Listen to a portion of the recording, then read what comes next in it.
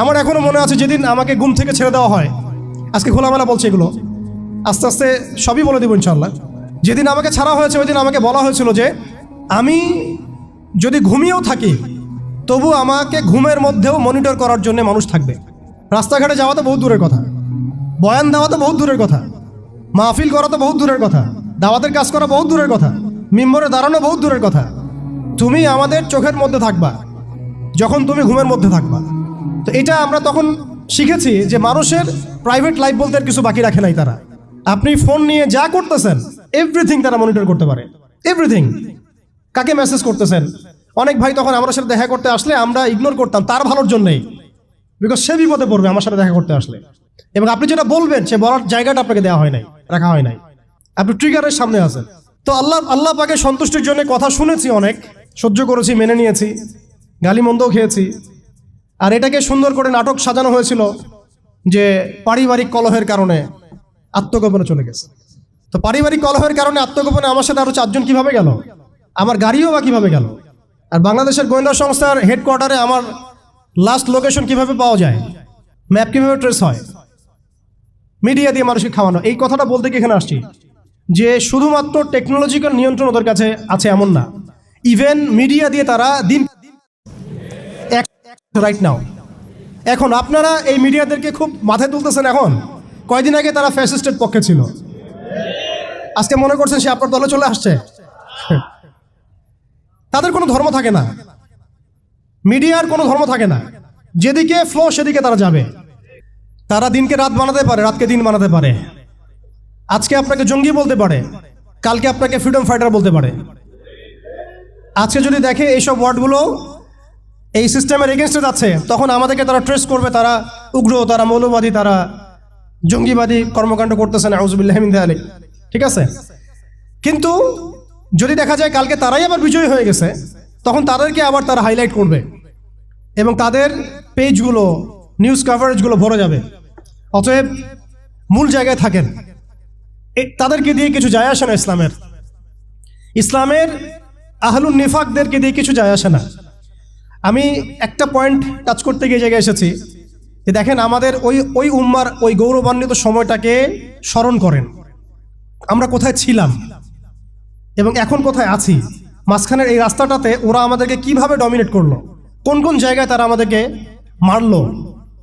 তারা কিন্তু আমাদেরকে ভাতে মারলো, অর্থনীতির মধ্যে মারলো, রাজনীতির মধ্যে মারলো, সংস্কৃতির মধ্যে মারলো, তরুণ প্রজন্মের মধ্যে মারলো। তারা আমাদেরকে কিন্তু বেপরদামি দিয়ে মারলো, পর্নোগ্রাফি দিয়ে মারলো, মিডিয়া দিয়ে মারলো, প্রযুক্তি দিয়ে মারলো। প্রযুক্তির কথাটা না বললেই না, সিস্টেম এমনভাবে তারা আপডেট করেছে যে একটা জায়গায় সামরিক অভিযানের প্রয়োজন নাই তাদের। এখন এআই টেকনোলজি দিয়ে তারা ঘরে বসে কিবোর্ডের ক্লিকের মধ্য দিয়ে আমাকে এখানে শুট করতে পারে এখন, রাইট নাও। আমরা কিছু করতে পারবো না এবং আমাদের কোনো প্রতিরক্ষা ব্যবস্থা নাই। আপনি কোথায় বসে আছেন ওইখানে আপনাকে শুট করা সম্ভব। প্রযুক্তি এমন জায়গায় নিয়ে গেছে তারা। আপনি মুসলিম কান্ট্রিগুলোর অবস্থা দেখেন। আমরা বাংলার জমিনে দিন কায়েমের কথা বলছি, বাংলার জমিনের ল্যাকিংসগুলো আপনি ফাইন্ড আউট করেন। আমাদের কি আকাশ নিরাপদ, সমুদ্র কি নিরাপদ, আমাদের কি মিসাইল আছে, ক্ষেপণাস্ত্র ব্যবস্থা আছে, আকাশ প্রতিরক্ষা ব্যবস্থা আছে, আমাদের কি এরকম প্রযুক্তি আছে, আমাদের কি ইমানদার এমন মিলিটারি বাহিনী আছে কিনা। অনেক বিষয় আছে যেগুলো নিয়ে আমাদেরকে ভাবতে হবে। নাই, এটা হতাশার কোনো কারণ না। এবং আমাদের সব কিছুই লাগবে, জরুরিও না, এটাও মাথা দিচ্ছি। নাই, অনেক কিছুই নাই, এটা হতাশার কোনো ব্যাপার না। এবং অনেক কিছু যে নাই, এটা আমাদের ভীরুতারও কোনো সুযোগ এখানে রাখার দরকার নাই। ঠিক আছে, যতটা সম্ভব আমরা অর্জন করার চেষ্টা করবো ইনশাল্লাহ। কিন্তু যদি নাও হয় 100%, তবু আমাদের ভয় পাওয়ার কোনো কারণ নাই, কারণ আমাদের সাহায্য আসবে আল্লাহর পক্ষ থেকে। আমাদের সাহায্য আসবে আল্লাহর পক্ষ থেকে ইনশাআল্লাহ। এবং আপনারা এই আয়াতটা জানেন যে কাম মিন ফিআতিন কালিলাতিন গালাবাত ফিআতান কাসীরাতান বিইذনিল্লাহ। কত ক্ষুদ্র ক্ষুদ্র দল এই পৃথিবী থেকে চলে গেছে যারা বড় বড় দলের উপর বিজয় লাভ করেছিল আল্লাহর সাহায্য। অতএব এটা আমি বলছি যাতে আমরা একটা যুগের সাথে তাল মেলাতে পারি, অন্ততপক্ষে কিছু প্রস্তুতি আমাদের থাকা তো দরকার। ব্যাপারটা তো এমন নয় যে আমরা গেলাম, জায়নামাজে দাঁড়ালাম, দোয়া করলাম, যুদ্ধে জয়লাভ করলাম। এভাবে কিন্তু যুদ্ধ জয় হয় নাই। আপনারা বদরের যুদ্ধের ইতিহাস যদি পড়েন দেখবেন নবী সাল্লাল্লাহু আলাইহি ওয়াসাল্লাম আগের রাত্রে গিয়েছেন, বৃষ্টি হয়েছে, জায়গা দখল করা হয়েছে, আমরা কূপ দখল করেছি যাতে পানি আমাদের কাছে থাকে, সৈন্য বিন্যাস করা হয়েছে, যতটা ট্যাকটিক নেওয়ার প্রয়োজন সব আমরা নিয়েছি। তারপরে দোয়া, সুবহানাল্লাহ, দোয়া হতে হতে হতে হতে কাঁধ থেকে চাদর পড়ে যাচ্ছে। আবু বকর রাদিয়াল্লাহু আনহু এসে বলছেন যে ইয়া রাসূলুল্লাহ, যথেষ্ট হয়েছে, আপনি থামেন, আল্লাহ আপনার সাথে আছেন, আল্লাহ আপনার দোয়া ফেলবেন না ইনশাআল্লাহ। এরপরে দেখলেন 313 নিয়ে আমরা ওদেরকে হারালাম। সব কিছুর প্রয়োজন আছে। তো আমাদের অবস্থাটা এখন এমন একটা জায়গায় আছে যে ওই খিলাফা যাওয়ার পর থেকে উম্মাহ আজকে এই জায়গায় চলে আসছে। এটা একদিনে হয় নাই, 100 বছর লাগছে। এটা ভাই একদিনে হয় নাই, 100 বছর লাগছে। ওরা 100 বছর মেয়াদি প্ল্যান করেছিল, আরো বেশি প্ল্যান করেছে ওরা তো প্ল্যান করেছে পুরো প্যালেস্টাইনের এই হোলি ল্যান্ডটাই তারা দখল করবে। এটা ওদের প্ল্যান, এটা আমরা জানি। জায়নিস্ট প্ল্যান এইটা, ইরাকের ইউফ্রেটিস নদী থেকে একেবারে মিশরের নীল নদ পর্যন্ত ওরা দখল করতে চায়। ওরা শুধু গাজা চায় না, ওরা পুরো হোলি ল্যান্ডটাই চায়। এবং এই জায়গা থেকে তারা মসিহুদ দাজ্জালের শাসন কায়েম করতে চায় এবং তারা পুরো বিশ্বটাকেই ডমিনেট করতে চায়।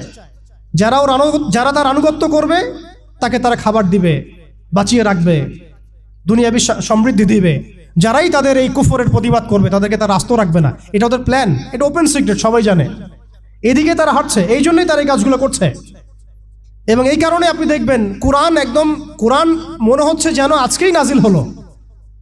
কোরআন থেকে যদি আপনি পড়েন মনে হবে আজকেই যেন নাজিল হলো।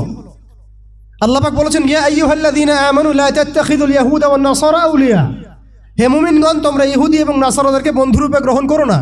বা'দুহুম আউলিয়াউ বা'দ, এরা একে অপরের বন্ধু। তারা আজকে মিলে মিশে সারা বিশ্বে কি করতেছে দেখেন। বা'দুহুম আউলিয়াউ বা'দ, আল্লাহ আমাদেরকে আগেই বলেছিলেন। আল্লাহ পাক আরো সতর্ক করেছেন, ওয়া মান ইয়াতাওয়াল্লাহুম মিনকুম ফাইন্নাহু মিনহুম, তোমাদের মধ্যে কেউ যদি ওদের সাথে হাত মিলাও, ওদের দিকে মুখ ফিরাও, তোমরা তাদের অন্তর্ভুক্ত। আজকে দেখেন পুরো আরবের মধ্যে কারা ওদের দিকে মুখ ফিরাইছে, পুরো বিশ্বে কারা ওদের দিকে মুখ ফিরাই নিয়েছে। প্রত্যেকটা সেকুলার রাষ্ট্রের শাসক ওদের দিকে মুখ ফিরাইছে। প্রত্যেকটা ডেমোক্রেটিক কান্ট্রির শাসক দেখেন আজকে ওদের দিকে মুখ ফিরাইছে। আপনি এইসব তন্ত্রমন্ত্রগুলোর কথা আগে যেগুলো বললাম, এগুলোর দ্বারা যারা শাসিত হচ্ছে তারা কেউই ওদের থেকে বিচ্ছিন্ন নয়, বরং তারা ওদের অংশ এবং তারা ওদের পারপাস সার্ভ করতেছে ওই অঞ্চলে। দাজ্জাল কি আসলে? সে তো একটা ব্যক্তি হবে, কিন্তু দেখেন ওর সিস্টেম কিন্তু অলরেডি ডেভেলপ করে ফেলছে। সে কি প্রত্যেকটা জায়গায় পায়ে হেঁটে হেঁটে গিয়ে শাসন করবে? আপনাদের তাই মনে হয়? সে প্রত্যেকটা জায়গায় তার এজেন্টদেরকে বসাবে, এটাই বাস্তব। উমর রাদিয়াল্লাহু আনহু মদিনা থেকে পুরো বিশ্ব শাসন করেছেন। তিনি কি প্রত্যেকটা জায়গায় পায়ে হেঁটে হেঁটে গিয়েছেন? এটা কি পসিবল? ইসলামের প্রতিনিধি ছিল, সাহাবায়ে কেরাম বিভিন্ন জায়গায় ছিলেন তার পক্ষ থেকে। মসিহুদ দাজ্জাল অনেকটা সেম কাজ করতে পারে। দেখুন খেয়াল করে, সে তার অনুসারীদেরকে সব জায়গায় বসিয়ে দিয়েছে, সবাই তার ভাষায় কথা বলছে। বিবিসি, CNN তারা যে ভাষাগুলো চয়ন করে সেই ভাষায় আমাদের রিপোর্ট করা হয়। ওরা যে মিডিয়াগুলো, FBI, ওরা যে রিপোর্টগুলো প্রদান করে, ওই রিপোর্টের আলোকে আমাদের এখানে প্রশাসনিক বাহিনী কাজ করে। তারা যেভাবে ফাংশন করে সেইভাবে কাজ করা হয়। পুরো বিশ্বটা যেন একটা সিস্টেমের মধ্যে নিয়ে আসা হয়েছে। এটাই হচ্ছে একটা দাজ্জালি ওয়ার্ল্ড অর্ডার। এই ওয়ার্ল্ড অর্ডারটাই তারা ফাংশন করেছিল আমাদের খেলাফতটাকে অ্যাবলিশ করার পরে। এই কারণে আমাদের এখানে প্রশ্ন উঠতেছে যে উম্মার পুনর্গঠন কেন দরকার, কিভাবে সম্ভব? আগে আমাদেরকে বুঝতে হবে যে কোন জায়গায় আমরা চলে আসছি, কোন জায়গা থেকে। এখন কি আমাদের ঈর্ষা হচ্ছে না যে আমরা কোন জায়গায় ছিলাম? এখন কি আমাদের খারাপ লাগছে না যে আমরা আসলে কোন জায়গায় ছিলাম, আজকে কোন জায়গায় আছি? অনেস্টলি স্পিকিং আপনি বলেন, আজকে যদি গাজায় 1000টা শিশুকে হত্যা করে আপনি আমি কি করতে পারবো? আমরা কি বুঝতে পারছি আমরা কোন জায়গায় আসছি? আর স্মরণ করেন সেই সময়ের কথা যখন একটা মুসলিম যুবতীর উপর চোখ তুলে তাকানোর অধিকার কারো ছিল না, এই ক্ষমতা কারো ছিল না। চোখ তুলে ফেলতাম একেবারে আমরা। ঘরের ভিতরে যদি বাহির থেকে কেউ তাকাতো অন্যায়ভাবে চোখ উপড়ায় ফেলতাম আমরা। একটা মুসলিম রমণীর সম্ভ্রমহানি করা হয়েছিল এই সাবকন্টিনেন্টে, এই সিন্ধুতে, মনে আছে আপনাদের? তার সম্ভ্রমের জন্যে, তার সম্ভ্রম বাঁচানোর জন্যে পুরা মুহাম্মদ বিন কাসিমের জাইশ আসছে। আপনি আমি কি চিন্তা করতে পারছি আমরা কোন জায়গায় ছিলাম? আজকে আপনি দেখলেন রেলে একটা মেয়ে যাচ্ছে ইন্ডিয়াতে, তার নিকাব খুলে ফেলা হলে কেউ কিছু করতে পারলো না। ওরা জোরে জোরে বলছে, বল বল জয় শ্রীরাম, বল, তারপর ছাড়বে না, আউযুবিল্লাহি মিন যালিক, বল জয় শ্রীরাম, তারপর ছাড়বো তোকে। বল মোদিজি কি জয়, তারপর ছাড়বো তোকে। চিন্তা করছেন আমরা কোন জায়গায় আসছি? আমাদের কি ভারতে মসজিদের অভাব আছে, মাদ্রাসার অভাব আছে? ভারতে কি মুসলমানদের সংখ্যার অভাব? তাহলে কেন এই জায়গায় আসলো? একটাই কারণ, রাজনৈতিক শক্তি না থাকলে উম্মার অবস্থাই হয়। রাজনৈতিক শক্তি, হ্যাঁ রাজনৈতিক শক্তি হচ্ছে এখন আমাদের মূল লক্ষ্য হওয়া দরকার। একটা অঞ্চলে ইসলামী ইমারা শরিয়া কায়েম করার জন্য 100% মানুষের 100% পরিপূর্ণ মুসলিম হওয়া শর্ত না, জি, বরং একটা অঞ্চলের মানুষের মধ্যে যদি মুসলিমে মানুষও একদম খালেস মুখলেস হয়, মুত্তাকি হয়, পরহেজগার হয়, ইমানদার হয়, একদম সিরাতের আদলের সব সুন্নাহগুলো মেনে চলে, ওই গুটি কয়েক মানুষের দ্বারা ইনশাআল্লাহ একটা বড় অঞ্চলে খেলাফত প্রতিষ্ঠা করা সম্ভব। আমি একটা এক্সাম্পল দিচ্ছি, আমি আমার আউট অফ হেডস কথা বলছি না। মদিনা রাষ্ট্র যখন কায়েম হয়েছে, আমাদের কি মনে হয় মদিনার 100% মানুষই মুসলিম হয়েছিল? কখনোই না। মদিনায় আনসার সাহাবী তারা মুসলিম ছিলেন, আওস ও খাজরাজ গোত্রের, হিজরত করে গিয়েছেন মুহাজির সাহাবীরা, এতটুকু ইসলাম, এতটুকু মুসলিম আমাদের। বাকি বহু অংশে মুনাফেক, আব্দুল্লাহ বিন উবাইর অনুসারী, আর বড় বড় 3টা গোত্র আছে ইহুদিদের, বনু কোরাইজার, বনু কাইনুকার, বনু নাজিরের, খায়বার ইহুদিরা আছে, পত্তলিকরা আছে, কিছু নাসারাও আছে আশেপাশে। তারপরেও সেখানে ইসলামী রাষ্ট্র কায়েম হয়েছে। এই শর্তটা যারা জুড়ে দিচ্ছেন এটা ঠিক হচ্ছে না, যে একদম 100% মানুষের ইসলাম না হওয়া পর্যন্ত আমাদের এখানে ইসলামী শরিয়া কায়েম করা যাবে না, এই কনসেপ্ট ঠিক না। বরং আপনি দেখেন, একটু খেয়াল করে দেখেন, একটা এক্সাম্পল দিই, জুলাই অভ্যুত্থান, ঠিক আছে, এই সময় মাঠে ময়দানে ছিল সব মিলায় ধরেন 20% মানুষ এই বাংলাদেশের, বাকি 80% মানুষ ঘরেই ছিল, আজও ঘরে আছে, শরিয়া কায়েম হলেও ঘরেই থাকবে। আপনি খেয়াল করে দেখেন, তাদের কিছু যায় আসে নাই, তারা যেভাবে ছিল সেভাবে আছে। আগে ছিল একটা শাসন, তাদের কাছে মনে হচ্ছে এখন আরেকটা শাসন আসবে। তাদের চিন্তায় তো এতটুকু, চিন্তার লিমিটেশন এতটুকুই, একজন গেছে আরেকজন আসবে, এক তাগুত গেছে আর এক তাগুত আসবে, মদের বোতল চেঞ্জ হবে, মদ সেম থাকবে, ওদের চিন্তাটা এমনই। তো এত মানে আমাদের কঠোর চিন্তার প্রয়োজন নাই যে 100% মানুষ মুসলমান পরিপূর্ণ না হওয়া পর্যন্ত শরিয়া কায়েম হবে না। না, আমি এই পয়েন্টটাতে একটু সময় নিয়ে নিলাম। দেখেন ভারতের অবস্থাটা আমাদেরকে খুব পীড়া দিচ্ছে। ভারতের অবস্থা আমাদেরকে অনেক পীড়া দিচ্ছে না? এটা দেওয়ার পরেও কিন্তু আপনি আমি কিছু করতে পারছি না। এটা যদি আল্লাহ না করুক যদি এটা বাংলাদেশে হয়, আল্লাহ না করুক এটা যদি বাংলাদেশে হয়, তখন আপনার ফতোয়া কি হবে, আমাদের ফতোয়া কি হবে, এটা আমাদের এখন স্পষ্ট করা উচিত। এবং যেটার আশঙ্কা আমরা করি সেটার প্রিপারেশন কেন আমরা নিব না? যেটার আশঙ্কা আমরা করি বা যেটা আমরা বুঝতে পারছি এটা হতেই পারে, অসম্ভব কিছু না, তাহলে তার প্রিপারেশন আমরা কেন রাখবো না? এটা আমার প্রশ্ন আর কি।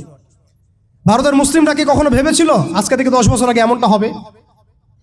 ওয়াকফ বিলের মাধ্যমে আমাদের সব সম্পত্তি তারা গ্রাস করে ফেলবে, কেউ কি ভাবছে?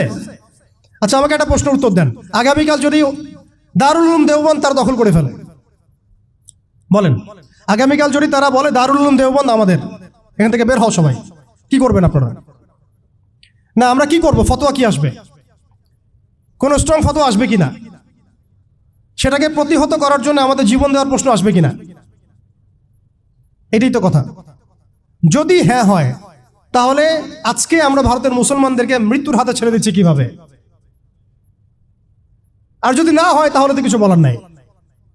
মানে আমাদের সামনে রাস্তা তো দুইটা, হয় তাদের সামনে, আমাদের বলতে আমি তাদেরকে আমাদের অন্তর্ভুক্ত করে বোঝাচ্ছি, তাদের সামনে রাস্তা দুইটা, হয় এখন তাদের মার খেয়ে মরবে জিল্লতির সাথে, থুতু চাটাচ্ছে তারা রাস্তায়, আমাদের মুসলিম ভাইদেরকে তারা থুতু চাটাচ্ছে রাস্তায়, মেয়েদেরকে নগ্ন করতেছে, বাড়িঘর জ্বালাই দিচ্ছে, মসজিদ ভেঙে দিচ্ছে, মাদ্রাসা দখল করতেছে, গরুর গোশত নিয়ে গেলে পিটায় মেরে ফেলতেছে, বাবার সামনে মেয়েকে ধর্ষণ করতেছে। সবচেয়ে বড় কথা, আমাদের নিরপরাধ ভাইদেরকে তারা একটা ইস্যু ক্রিয়েট করে হত্যা করতেছে। এটা একটা জেনোসাইড, গাজার মতোই একটা অবস্থা তারা সৃষ্টি করছে ভারতে, কাশ্মীরে। এখন কথা হচ্ছে তাদের সামনে অপশন কয়টা?